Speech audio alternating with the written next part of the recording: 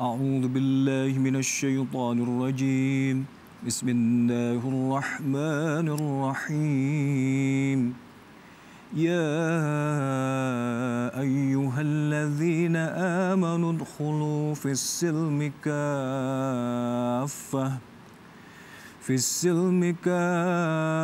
كافة ولا تتبعوا خطوات الشيطان إنه لكم عدو مبين. Shadaqallahul azim.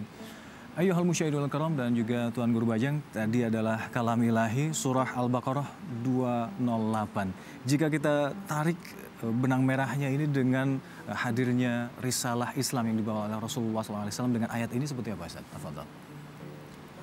Iya, jadi para pemirsa dan Alka, ayat yang tadi dibaca itu artinya kira-kira ya, wahai orang-orang yang beriman, masuklah kalian semua ke dalam agama Islam secara utuh. Wala tattabi'u khutuwatis syaitan, dan jangan kalian mengikuti langkah-langkah syaitan. Sesungguhnya syaitan itu adalah musuh yang nyata. Di sini Islam dipakai atau digunakan kata as-silm. Jadi udkhulu fis silmi, tidak mengatakan udkhulu fil Islam. Kenapa Islam digunakan kata silm dalam ayat ini? As-silmu itu artinya perdamaian atau kedamaian. Jadi kata para ulama, salah satu tunjukan dari ayat ini adalah bahwa salah satu esensi terpenting dalam Islam itu adalah perdamaian dan kedamaian. Islam itu agama yang menghadirkan rasa damai.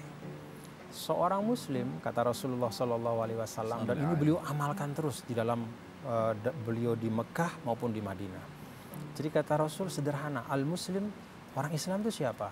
Man salimal muslimuna min lisanihi wa yadihi, yaitu orang yang orang lain itu tidak kena kejelekan lidah maupun tangannya. Jadi orang tidak kena umpatan dia, tidak kena juga kezoliman dari tangan atau kakinya. Jadi itu ukuran Islam di dalam hadis ini. Jadi dengan kata lain, kalau kita melihat seseorang misalnya mulutnya masih suka menyakiti orang lain, masih suka menghujat, mengumpat, mungkin kita perlu mengingatkan bahwa seorang Muslim, kata Rasul, adalah orang yang lidahnya tidak menyakiti saudaranya yang lain. Tangan kakinya tidak menyakiti fisik dari saudaranya yang lain. Nah, ayat ini menegaskan, Alka, bahwa semangat untuk menghadirkan dunia yang penuh perdamaian itu bagian yang tidak terpisahkan dari risalah Islam. Kenapa ini penting? Dalam Islam itu kita bermasyarakat ini ada kaidahnya. Itu diungkap dalam suratul Hujurat. Ya ayuhan nas, inna khalaqnakum min dzakarin wa untha wa ja'alnakum syu'uban wa qabaila lita'arafu. Kata kuncinya pada lita'arafu.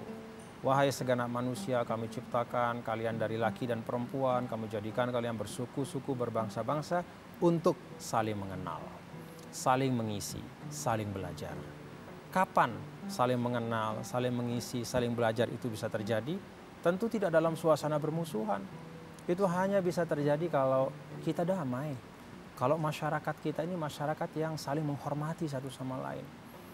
Saya bisa belajar dari Alka, kalau misalnya Alka saya anggap orang yang baik dan tidak ada permusuhan. Kita bisa bergaul, bisa berinteraksi. Saya bisa belajar dari ilmu Alka, pengalamannya. Saling mengisi, saling belajar, saling mengenal, itu hanya bisa terwujud apabila ada kedamaian. Tidak pernah dalam sejarah Rasul mengedepankan peperangan, justru kekerasan semacam itu, Ustaz. Tidak. Bahkan Rasulullah sering diintimidasi, justru balasannya tidak, justru didoakan semacam itu, Ustaz. Perang yang pertama itu adalah ketika Allah telah mengizinkan. Udzina lilladzina yuqatalun. Sekarang sudah dikasih izin. Baru kemudianlah Rasul SAW menghadapi orang-orang Quraisy yang terus-menerus mengintimidasi, terus-menerus berusaha dengan segala cara untuk merusak masyarakat yang baru dibangun oleh Rasul Shallallahu Alaihi Wasallam di Madinah pada waktu itu. Perang adalah jalan terakhir untuk membela diri saat itu. Untuk membela diri dan mengembalikan nilai kebaikan yang mungkin tergilas atau tertutup oleh kezaliman. Baik Ustaz.